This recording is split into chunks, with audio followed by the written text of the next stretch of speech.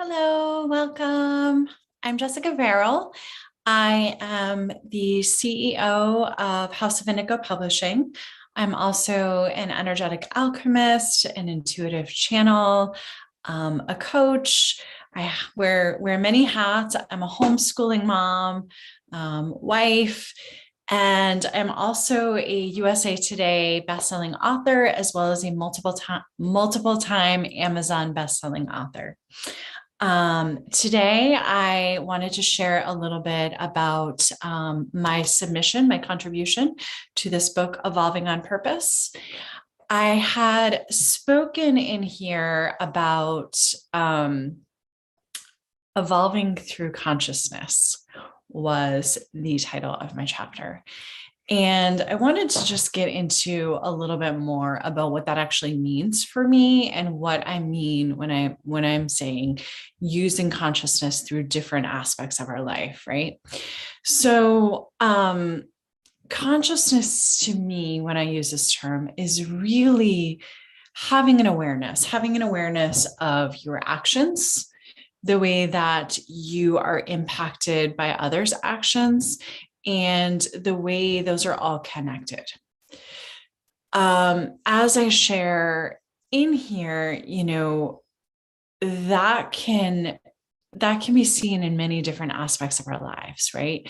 So with parenting, which is something that I do speak about a bit in my chapter, the parenting aspect of really being able to be conscious, really being able to work through and minimize our triggers, both before we have children, while we have children, and, continually looking at these things. Do you hear like the sound of your child crying? Does that like send you into this panic or this rage or this like almost like incessant need to make them stop? Those are the things that I speak of when I mean triggers. So one of the most important things that we can always do is that consciousness, that awareness, right? Because without that, we're not able to shift anything. That is the catalyst of everything. So once we realize, okay, these things consistently happen. When this happens, this is how I feel. We can start to sink into it a little bit more. We can start to feel into these energies of what is actually going on below the surface. Am I feeling like part of me is not safe? Am I feeling like I don't have a voice? Am I feeling like I want to run away? Like what are the responses that these triggers are providing within you? And when you're able to recognize that, then you can dive in a little bit deeper every time, like kind of going a little bit deeper below the previous awareness and uncovering what is there. And as we do this, we're able to really learn a lot about ourselves. We're able to create and maintain stronger and healthier relationships. We're able to have more energy, both from an energetic vibrational sense, and to create our lives the way that we want them to be. So we have more of our gifts, we have more of our power, we have more of this energy that is freed up, that allows us to utilize it in a way that we want to. We're able to express more joy, we're able to have more freedom and more fun and more adventure into our lives by clearing up some of these things, by looking beyond the surface, by looking beyond our instant reactions of what is actually going on and what is under the surface. And so, this is just one area. This can come up a lot too. There's a lot of programming that we are all subject to. And we have all been through, through different systems and programs in our lives. We are essentially being programmed into being a member of society that works for society as a whole. And so, unfortunately, what so often happens with that is we are responding to other people's hurts. We are learning to become people pleasers. We are learning to go with the status quo. We are learning to dim our lights. You know, how many times have you heard in your life, you're too sensitive, you're too loud, you're too opinionated, you feel too much. Why do you care? All of these things. And really, what I have learned is those are the things that are so often our greatest gifts. And so often those greatest gifts are what are intimidating and triggering to other people because they are not able to be in a place that they're fully accepting of it. And it's easier for people just to be like, that's too much for me. I need you to settle down. I need you to dim your light. I need you to come down so that I feel more comfortable. I need you to get to this level so that I don't have to deal with this stuff. Because, you know, it's hard work, right? It's hard work. And it can bring up a lot of pain. It can bring up a lot of things that need to be resolved, a lot of traumas. There can be a lot of, you know, past life issues. There's so many levels that we can take this to. And it's not easy. And so we can think that like, oh, it'd just be easier for me to ignore that and ask my child or my significant other or my best friend or my sister or my neighbor to just take themselves a little bit down so that it feels comfortable to me. And what are we doing? We're doing what has been done to us. And that doesn't feel good for anybody. And it's not serving anybody, right? So if everyone is dimming their light and dimming their specialness and their uniqueness and their gifts and their strengths by like even a fraction of an amount, that is significantly decreasing the vibration of our planet. That is significantly creating all of these other realms of disharmony in their life. So really, you know, the greatest gift that we can do for ourselves and for our loved ones is work on ourselves to really uncover those triggers, to take the time and the energy, whether it's journaling or working with a coach or doing energy work or accessing the Akashic records or any number of healing modalities, to be able to look and say, okay, where's the root of this? How can I clear this out? How can I shift this? And knowing and holding on to that importance of being able to do this for yourself and for everybody else and for the collective. You know, the more each of us heals, the higher our vibration raises and the higher the collective vibration raises. And so I don't know about you, but I am looking forward to creating a society that is allowing children to grow up and fully know who they are, to, you know, feel confident having a conversation with an adult, and not only having a conversation, but feeling confident to be like, no, that doesn't work for me. Whether it is, you know, body safety issues or mind or emotions, like being able to know, like, that's not okay. And I'm not going to stand it. Our children need to have boundaries. We need to have boundaries. Our partners need to have boundaries. Everyone, every healthy relationship has really strong boundaries. And being able to create those in a healthy way really requires us to look at our own limitations, our own triggers, and our own places where we continually get stuck.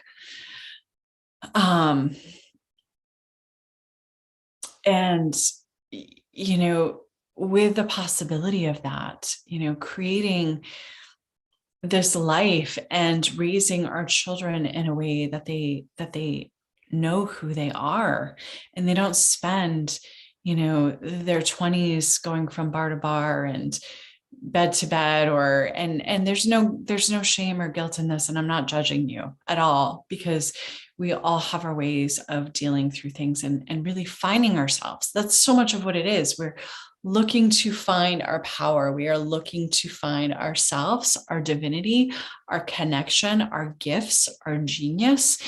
And when we're not able, or we're not taught how to know that within ourselves, we look for external things.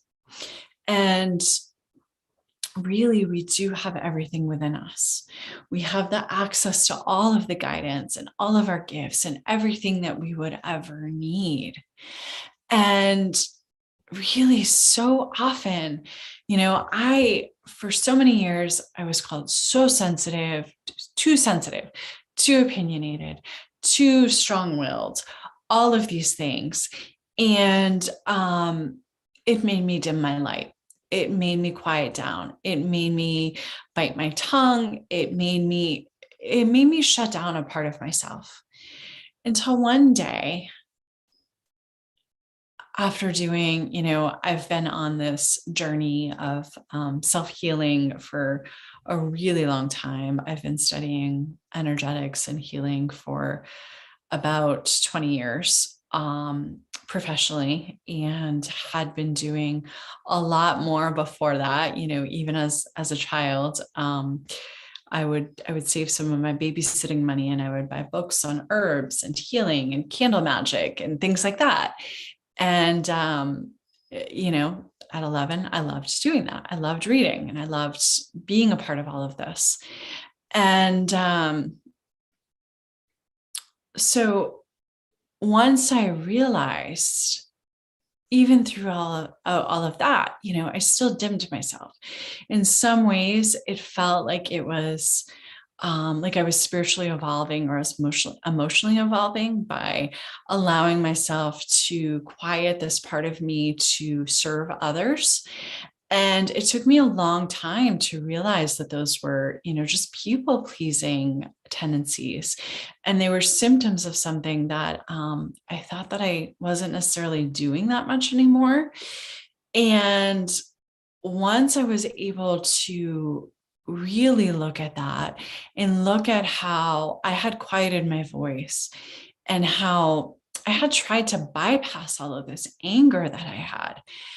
Once I looked at it and realized that these things were my gifts, the things that I was opinionated about were not like, oh, you should really paint your house white. They weren't things like that. They were things like sexual trafficking and abuse of children, and how the pornography industry plays into this. They were things about cruelty to animals, human rights issues, like things of this nature that I know my soul came here to help deconstruct and to help change. So once I realized, why am I cutting off part of this? These are the things that I am actually here to do. And not only are they not inconveniences to me, they are my strengths. My anger, when it is channeled in the appropriate direction, that the energy of anger is fire, right? So you have this fire energy. Fire can be destructive. It can also be really nurturing and really powerful if it is used in the proper way. So having this change in perspective changed so much for me. I was like, I don't have to try to squash all of that and pretend like I'm not angry, and to pretend that all of this, I am enraged about these things, and there is a reason for it. It is part of my purpose. It is part of my strength. It is part of my mission to change these systems and change these programs that have so many of us indebted to the status quo, where we feel like lackluster. Our lives are missing things. We feel barren and desolate and depressed and anxious and unsure and disconnected and isolated, and all of these things We are not intended to live like this. This is not how we were intended to feel or to create or to move forward or to experience things, right? We are here with our missions of our souls, to be able to create these different levels of being. And I know if you're watching this, like, you're going to align with this. We are here to create a new way of being, a new way of life. And a lot of that is bringing in this wisdom and these aspects of our ancestors, and also moving forward. And so if I have that, and I know that this is part of me, then why am I going to shut that down? I need this fire. I need this fire so much. The world, the universe, we all need this. So I want you to really start to look at, what areas have you always been told that you're too much? And what is underneath that? Like, I'm always like, when I'm working with my clients, it's like, okay, go beneath, until you get to that root aspect. Like, what is the thing underneath there? What is fueling that fire? What is really going on? And some of that there might need to be some healing, there might need to be some clearing, there might need to be some of that stuff to be going on. But ultimately, there's usually something down there of like, I feel everything from everybody else. And I do that because, my stepfather was abusive and he was an alcoholic, or X, Y, and Z, fill in the dots. And I learned from a young age how to read the room.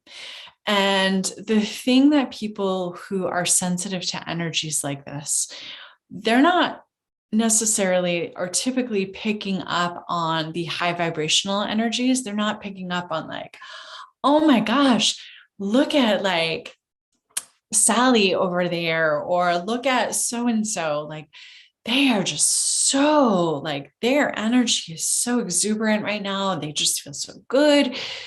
Usually what is being like flashed to them, and that their radar picks up on so much, is, oh, wow, so-and-so's in a bad mood. So-and-so has something going on, because it is a protection response that we have developed as a way to protect us from potential harm. Yeah. We have developed a lot of our empathy and our ability to read people as a way to protect ourselves.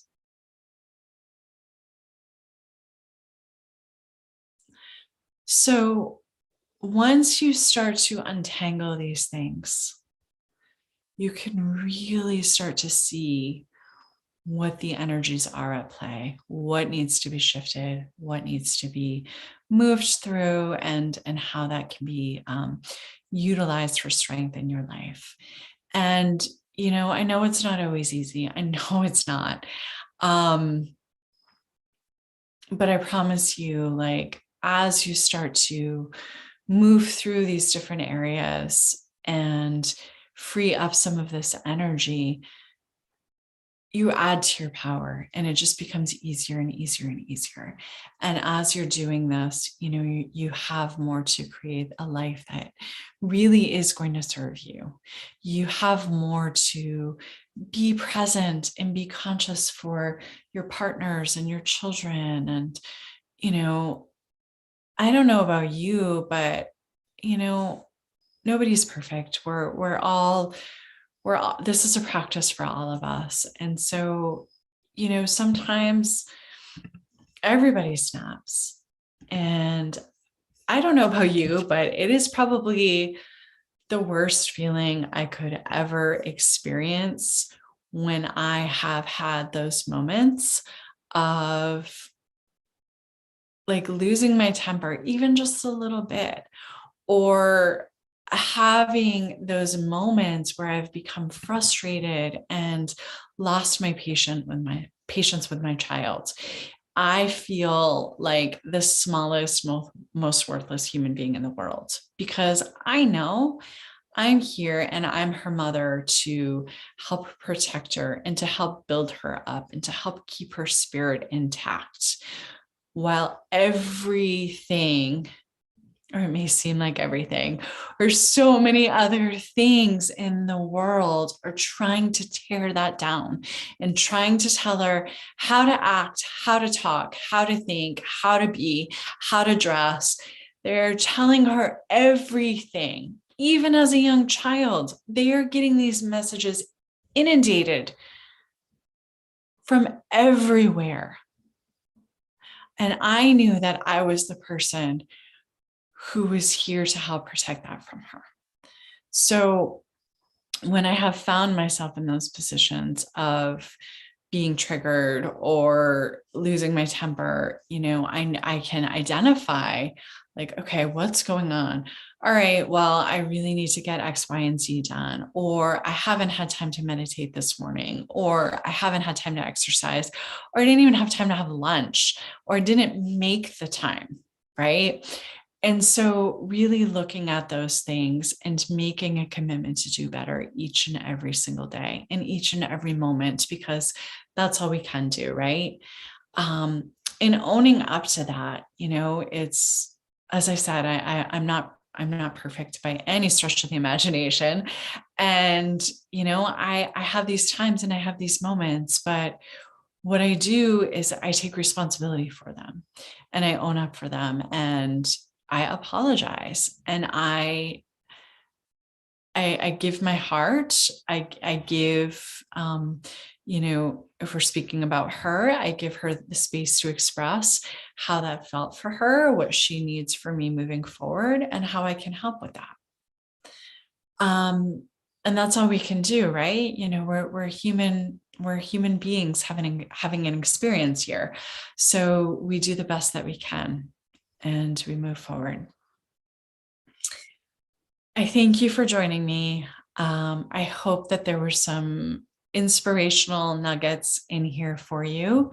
If you are interested, if you have not yet read my story and my submission in Evolving on Purpose, you can pick this up on Amazon, as well as the other books that I'm published in, the Younger Self Letters, Soul Warrior, and Leaders.